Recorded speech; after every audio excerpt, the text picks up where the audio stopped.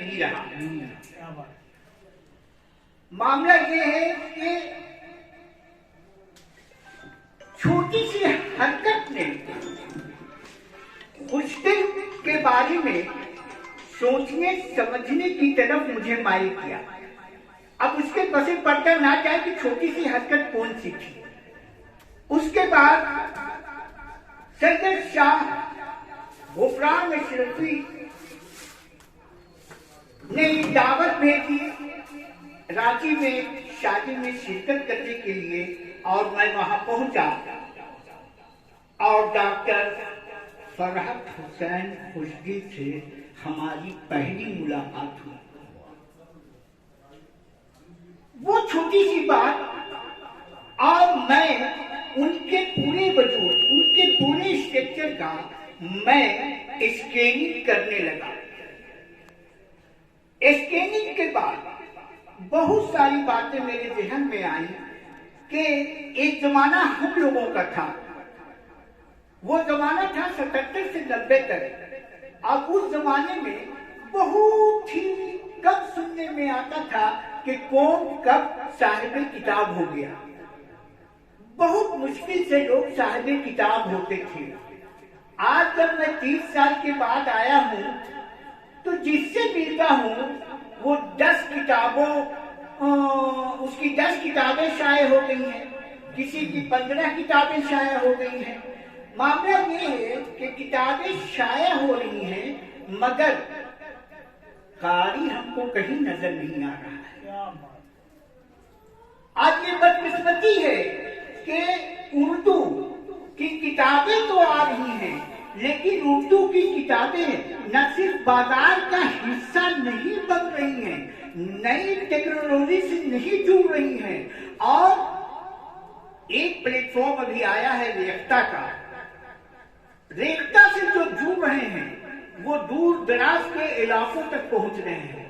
تو ہمارے ادیب و شاعر تنقیدات کو چاہیے کہ ریختہ کی پلیٹ فارم تک کا سفر بھی کریں۔ دوسری بات یہ ہے کہ ڈاکٹر فرحت صاحب، ابھی میں خانقاہ کریمیہ میں آیا تو میں نے کہا کہ میں نے ان کی کتابیں دیکھی نہیں ہے، کیا ہے؟ شعری مجموعہ ہے، نثری ہے، یہ کیا ہے؟ تب حضرت نے 2 کتابیں مجھے پڑھنے کو دی، نظرثانی میں نے کی، تو میں نے جو محسوس کیا اسے قلم بند کیا ہے، آپ بھی سنیں کہ ڈاکٹر فرحت حسین خوشدل کی کئی کتابیں منظر عام پر آ چکی ہیں مگر میری نظر سے نہیں گزری۔ پچھلے دنوں رانچی میں فرحت حسین خوشدل سے پہلی ملاقات ہوئی، مختلف موضوعات پر مضامین اور حمد نعت لکھنے والی شخصیت کا نام فرحت حسین خوشدل ہے۔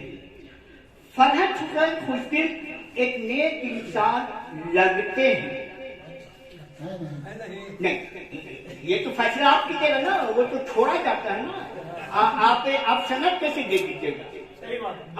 ہاں سند کیسے دے دیجیے گا؟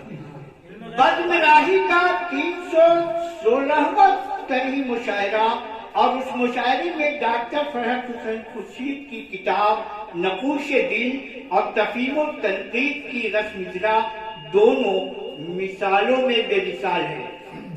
ڈاکٹر فرحت حسین خوشدل کی کتاب منظر عام پر آ گئی ہیں مگر ارباب علم و ادب سے داد و تحسین ابھی تک ویسی نہیں ملی ہے جیسی ملنی چاہیے تھی۔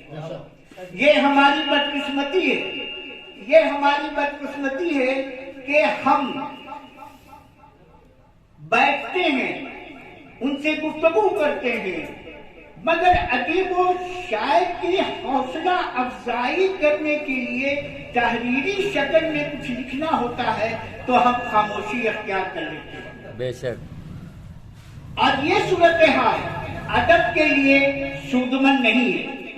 ڈاکٹر فرحت حسین خوشدل کی تحقیقی اور تنقیدی کام کو سمجھنے اور ان کی تحقیقی اور تنقیدی بصیرت کو جاننے کے لیے ان کے کتاب کا مطالعہ ضروری ہے، کیونکہ تحقیق و تنقید تنقیدی کام بڑی اہمیت کا حامل ہوتا ہے، اس لیے ضرورت اس بات کی ہے کہ ان کی کتاب میں آپ گہرائی کے ساتھ اس کے پس پردہ کہی ہوئی باتوں کا غور و فکر کریں اور فکر کرنے کے بعد لکھنے کی بھی کوشش کریں۔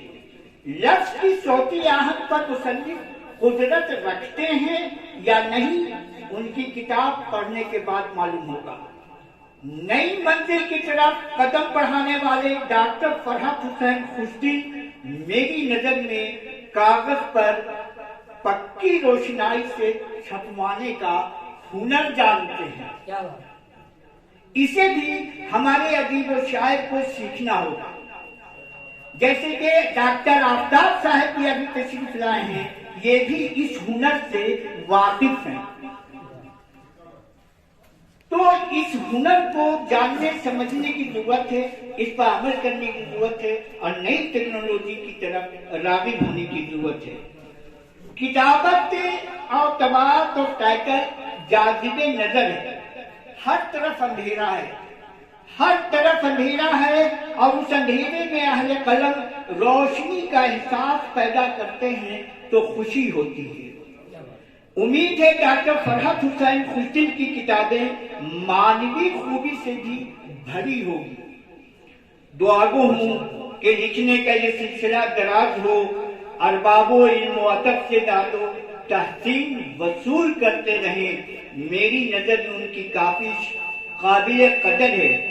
فکر و نظر سے سیاہی تک کا سفر انہیں بہت بہت مبارک ہو۔